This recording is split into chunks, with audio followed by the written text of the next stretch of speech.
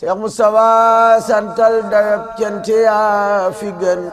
amul ku lay werante te ka ngaayoo ci Moustapha. mbokk jullit yi mbokk taalibé yi ci ndigalu Serigne Touba Serigne Mountakha Bassirou Mbacké xalif général des mourides yal na fi yàgg lool te ànd ak wér ci kilifteefu Serigne Ahmadou Makhtar Mbacké xalifa Darou Khoudoss Serigne Abdoul Ahad Mbacké Aline Serigne Khadim Mbacké Kamal Serigne Ahmadou Mbacké Matiley Serigne Saliou Mbacké Aliou Serigne Abdoul Khadir Ndiaye xalifa Serigne Darou Assane Ndiaye Serigne Dame Djigal xalifa Cheikh Modou Djigal Serigne Mbacké Mohamed Mbaye Serigne Fallou Ndiaye moom Serigne Abdoul Wudot Serigne Moustapha Ndiaye moom Serigne Cheikh Abdoul Razak Serigne Modou Sall Serigne Modou Gueye Pouy soxna Ndeye Mbacké bintu Serigne Fallou Asta Dieye soxna Khady Mbacké bintu Serigne Ahmadou Makhtar Mbacké soxna Khady Sall moom Serigne Fallou Serigne Moustapha Ndiaye Al Karim ak fondation Al Karim ñoo am mbégte di yëgle ak di woote màggal annuel bu Touba Fass Mbao muy bésub sant bésub màggal ak ñaanal Serigne Mouhamadou Moustapha Mbacké Khadimu Rasoul premier khalife général des mourides ñu di ko amal ca Touba Fass Mbao samedi ñeenti fan ci weeru mars 2023 muy 20e édition bi parrain bi Serigne Cheikh Mbacké imam ibn Serigne Moustapha Mbacké imam marraine bi soxna Astu Kunta bintu El Hadji Mam Bou Kounta invité d'honneur président Pape Diop bokk gis-gis Cheikh Alioune Badara Bey maire Diamaguène Sicap Mbao maire Ndofène Fall Marcel Mbaye Thiaw sous-préfet département bu Pikine arrondissement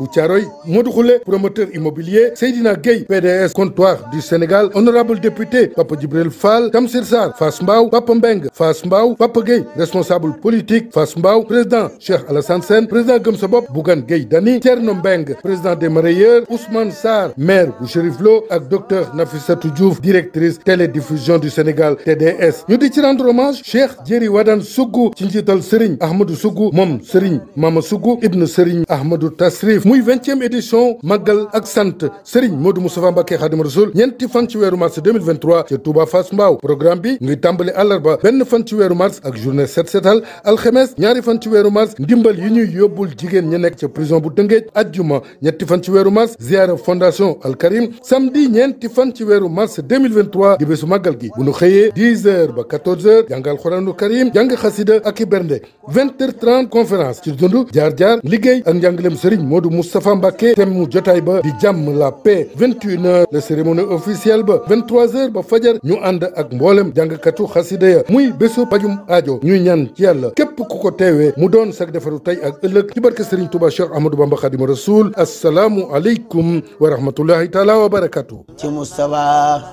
ndax ganaar ak nenam yaag siqiya cuuja kulluhum borom gamb baa moom lépp naaw tal